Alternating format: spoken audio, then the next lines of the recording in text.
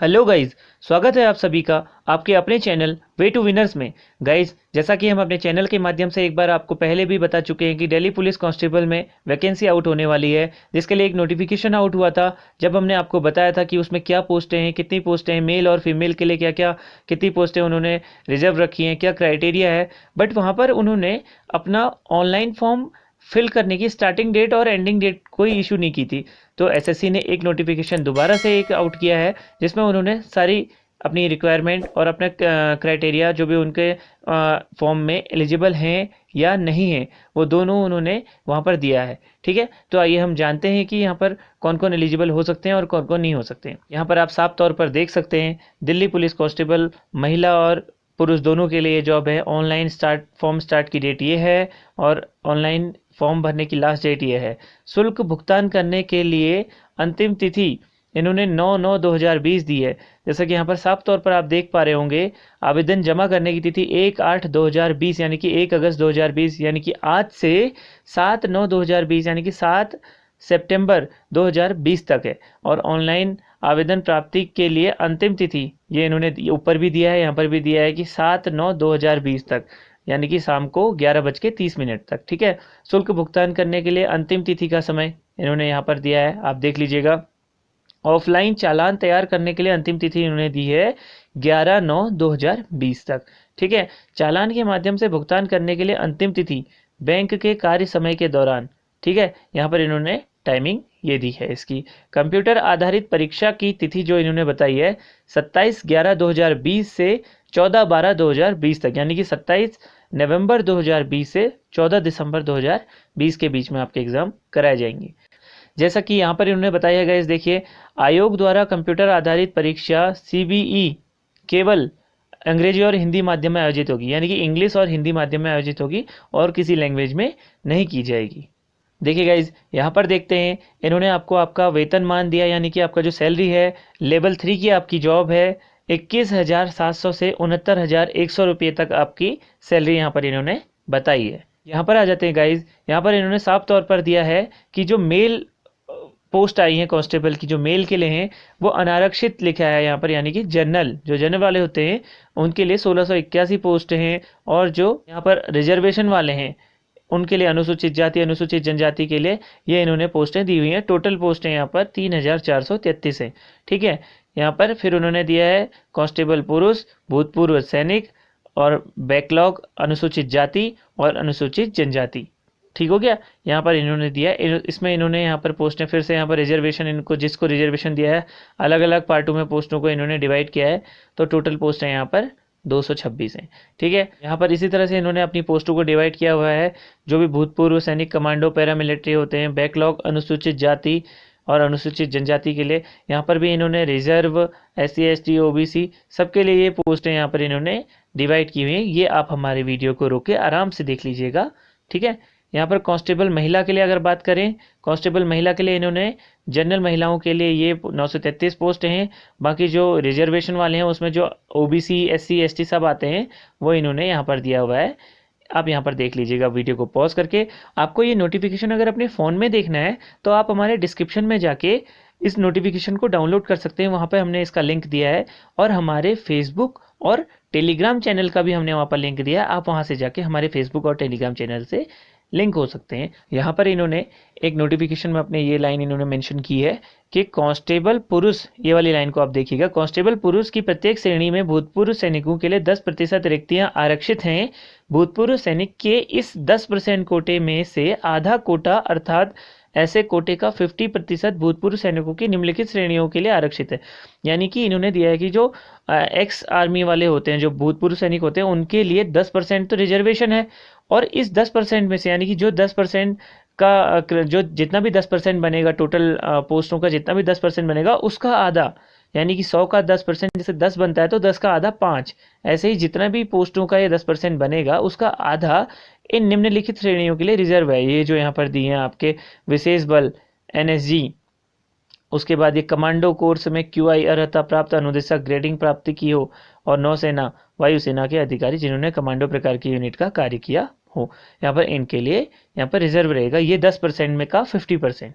ठीक है, यहाँ पर इन्होंने नागरिकता की बात की है, नेशनलिटी की बात की है, तो अभ्यर्थी को भारत का नागरिक होना चाहिए। यानी कि अगर कोई अभ्यर्थी ऐसा है जो भारत का नागरिक नहीं है तो वो इस फॉर्म को नहीं फिल कर सकता है। आयु सीमा की अगर बात करें तो इन्होंने दिया है 1/7/2020, यानी कि 1 जुलाई 2020 को आपकी एज जो है 18 से 25 वर्ष के बीच में होनी चाहिए, ना 18 वर्ष से नीचे होनी चाहिए, ना 25 वर्ष से ऊपर होनी चाहिए। अभ्यर्थी का जन्म जो है 2/7/1995 से पहले और 1/7/2002 के बाद ना हुआ हो, वही इस क्राइटेरिया के अंदर आ सकता है। पर देख लेते हैं कि यहाँ पर लिया है श्रेणी, यहाँ पर कैटेगरी दी है आपको, और यहाँ पर ऊपरी आयु सीमा के अतिरिक्त आयु में अनुज्ञेय छूट, यानी कि किस किस को रिजर्वेशन मिलेगा एज में। अनुसूचित जाति अनुसूचित जनजाति वालों को 5 ईयर का रिलैक्सेशन मिलेगा। बाकी ये यहाँ पर इनको दिया गया है 3 वर्ष का, और बाकी जितने भी यहाँ पर आपको ये दिए गए हैं सेक्शन में, यहाँ पर ब्लॉकेज में डिवाइड किए गए, इन सबको ये रिजर्वेशन है, किसी को 5 साल का, किसी को 10 साल का, ठीक है। और जो दिल्ली पुलिस के विभागीय अभ्यर्थी होंगे, यहाँ पर इन्होंने साफ तौर पर दिया है अनारक्षित के लिए 40 वर्ष तक का, ठीक है। दिल्ली पुलिस के विभागीय अभ्यर्थी यहाँ पर इन्होंने दिया है 43 वर्ष तक का। दिल्ली पुलिस के विभागीय अभ्यर्थी अनुसूचित जाति और अनुसूचित जनजाति के लिए इन्होंने 45 वर्ष तक का, यानी कि इनकी एज 45 वर्ष तक भी अगर हो जाती है तो ये फॉर्म भर सकते हैं, ठीक है। बाकी इन्होंने ऐसे ही यहाँ पर भी दिया है सेवारत या सेवानिवृत्त भूतपूर्व सैनिक, इनके लिए एक 29 वर्ष तक का, और इनकी गणना की तिथि को वास्तविक आयु की गई सैन्य सेवा की अवधि घटाने के बाद 3 वर्ष, यानी कि जो इनकी आयु घटाने के बाद जो इनकी क्राइटेरिया में फिक्स आयु होती है, एज होती है, उसमें भी इनको 3 साल का रिलैक्सेशन मिलेगा। और यहाँ पर भूतपूर्व सैनिक के लिए यहाँ पर दिया गया गणना की तिथि को वास्तविक आयु में से की गई सैन्य, ठीक है। यानी कि जो गणना की तिथि आपको दी है, जिस दिन आपकी एज काउंट होगी उस दिन के हिसाब से इनको रिलैक्सेशन मिलेगा।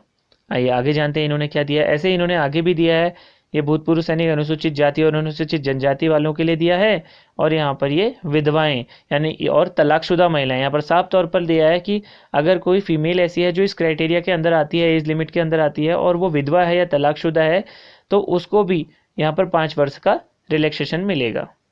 देखिए गाइज, यहाँ पर देखते हैं इन्होंने साफ तौर पर लिखा है कि एनसीसी सर्टिफिकेट धारकों के लिए प्रोत्साहन, यानी कि एनसीसी सर्टिफिकेट जिनके पास होगा उनको क्या बेनिफिट मिलेगा। यहाँ पर एनसीसी सर्टिफिकेट धारकों के लिए प्रोत्साहन निम्नलिखित मानों पर दिया जाएगा, यानी कि जिसके पास एनसीसी का सी सर्टिफिकेट होगा उसको परीक्षा के अधिकतम अंकों का 5% यहाँ पर रिलैक्सेशन मिल जाएगा, फायदा हो जाएगा, मतलब उसको 5% का बोनस मिल जाएगा यहाँ पर।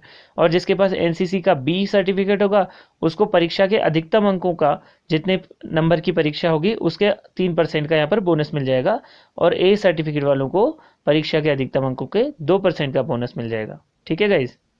यहाँ पर साफ तौर पर आपको बताया गया है कि दस्तावेज सत्यापन अर्थात पीई और एमटी फिजिकल एफिशिएंसी और मेजरमेंट टेस्ट के समय उनके दावे के समर्थन में मूल प्रमाण पत्र प्रस्तुत किए जाने पर ही लाभ प्रदान किया जाएगा। यानी कि आपको जो ये सर्टिफिकेट है, जब आपका पीईटी और पीएमटी होगा, यानी कि जब आपका फिजिकल एफिशिएंसी टेस्ट और फिजिकल मेजरमेंट टेस्ट होगा, तो वहाँ पर आपको डॉक्यूमेंटेशन के टाइम पे अपने सारे डॉक्यूमेंट दिखाने होंगे, तभी आपको इसका बेनिफिट मिलेगा, अदरवाइज नहीं मिलेगा। और सेकेंड दिया है इसकी निर्णायक तिथि ऑनलाइन आवेदन प्राप्ति की अंतिम तिथि होगी, ठीक है। और बाकी ये दिया भूतपूर्व सैनिकों के लिए यह लाभ उपलब्ध नहीं है, यानी कि जो एक्स आर्मी वाले हैं उनके लिए ये बेनिफिट नहीं दिया जाएगा उनको।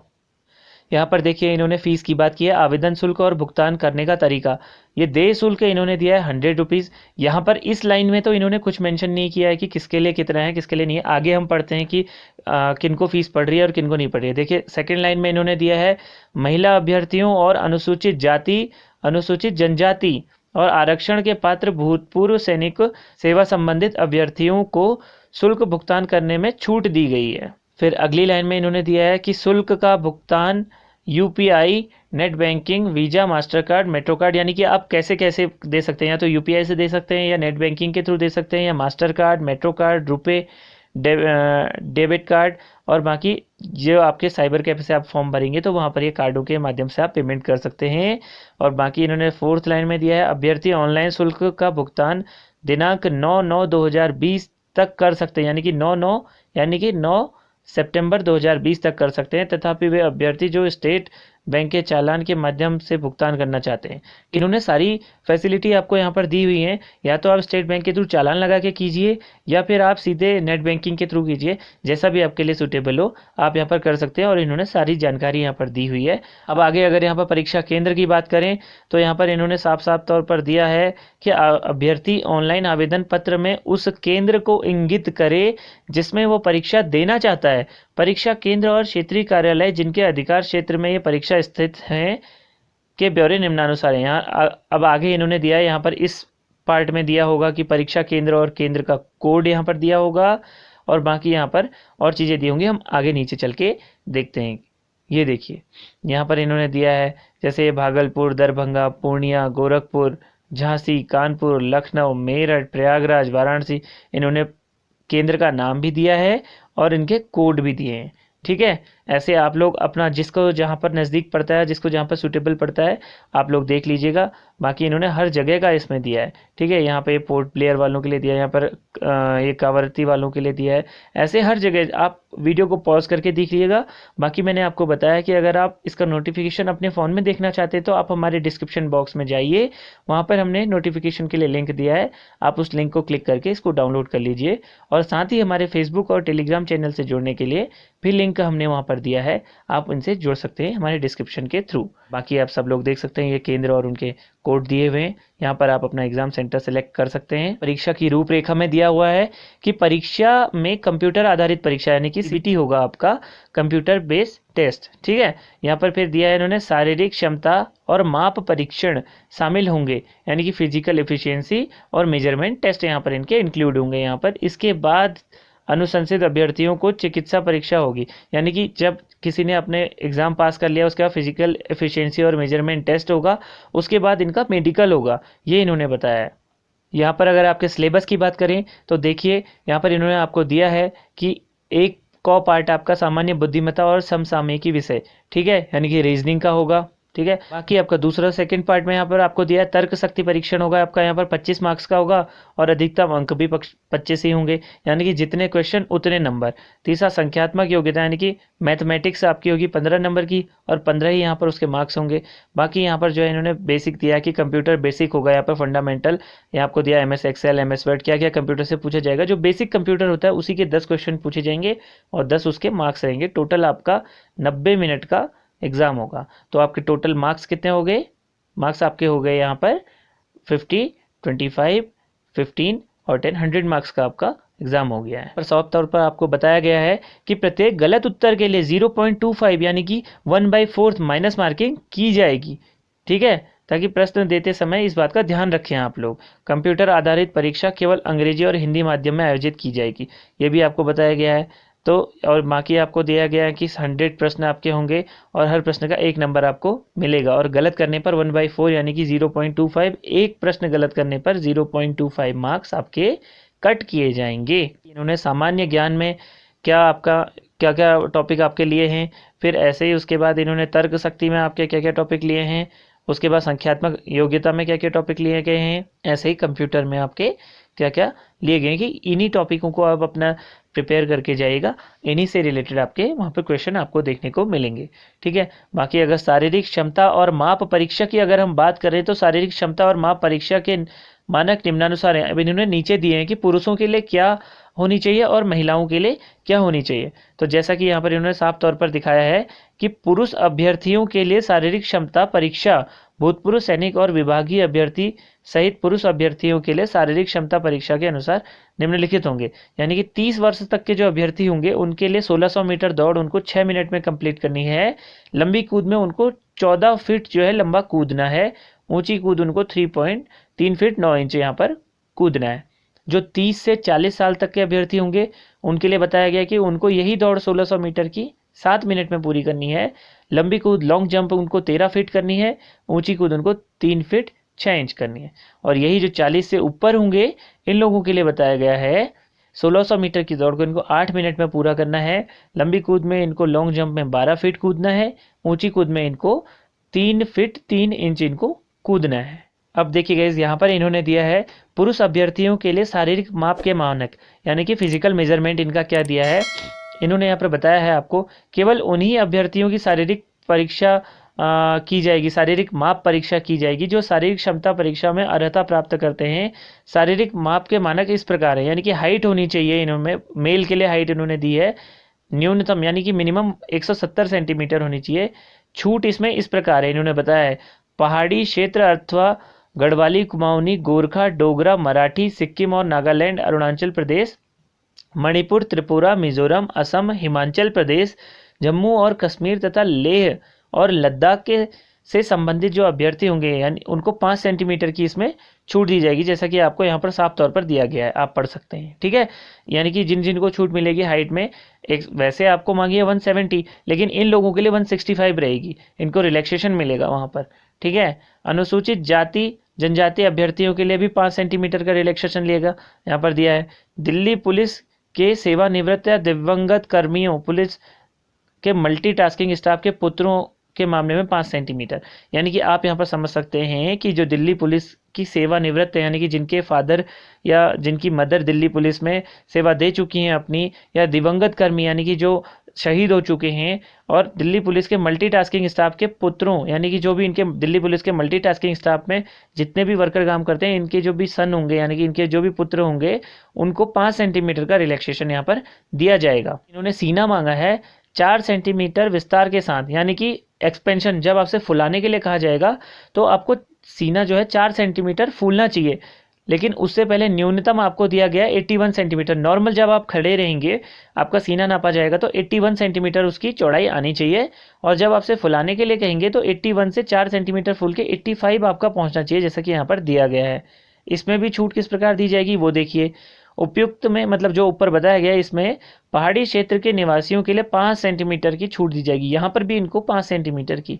ठीक है, यानी कि 81 में से 5 माइनस कर लो, उनका नॉर्मल होना चाहिए और बाकी फुलाने के बाद 4 सेंटीमीटर बढ़ना चाहिए। अनुसूचित जाति के अभ्यर्थियों के लिए भी 5 सेंटीमीटर की इसमें रिलैक्सेशन दिया जाएगा चेस्ट में। और वही बात यहाँ पर है कि जो दिल्ली पुलिस के सेवानिवृत्त कर्मचारी हैं, या फिर दिवंगत कर्मी हैं, या फिर उनके मल्टीटास्किंग स्टाफ में जो भी काम करते हैं, उनके पुत्रों के लिए 5 सेंटीमीटर की छूट दी जाएगी।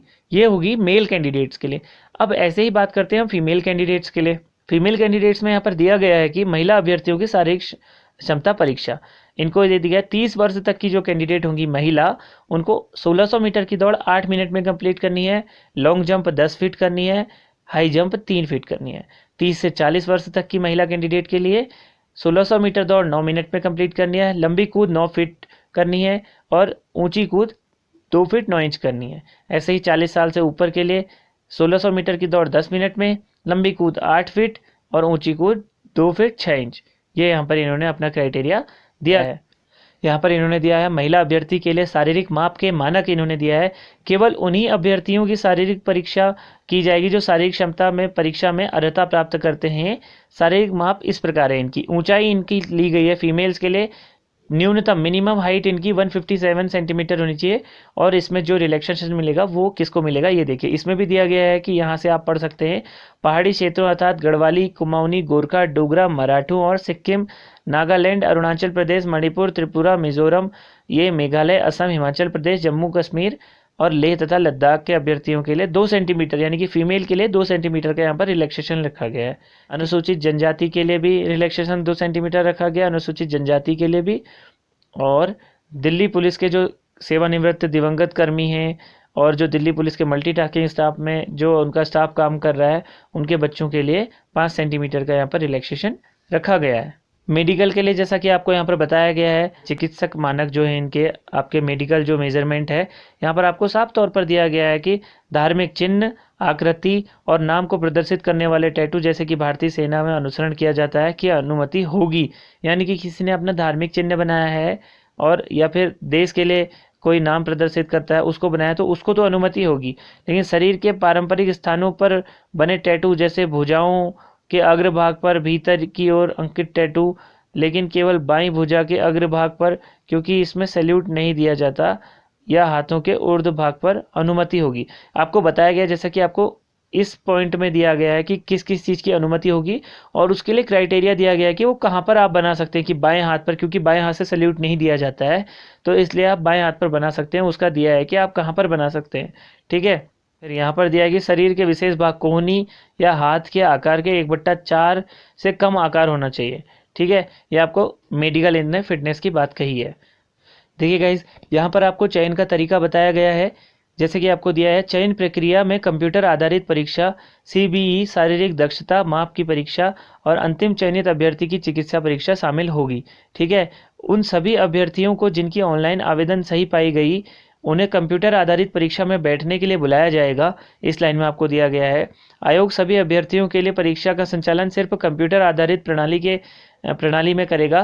कंप्यूटर आधारित परीक्षा का प्रवेश पत्र कर्मचारी चयन आयोग से संबंधित क्षेत्रीय कार्यालयों के वेबसाइट पर अपलोड किया जाएगा। जब आपका एग्जाम होने वाला होगा तब जो कर्मचारी चयन आयोग यानी कि स्टाफ सिलेक्शन कमीशन एसएससी की जो वेबसाइट है वहाँ पर आपका एडमिट कार्ड अपलोड किया जाएगा, आप वहाँ से इसको डाउनलोड कर सकते हैं।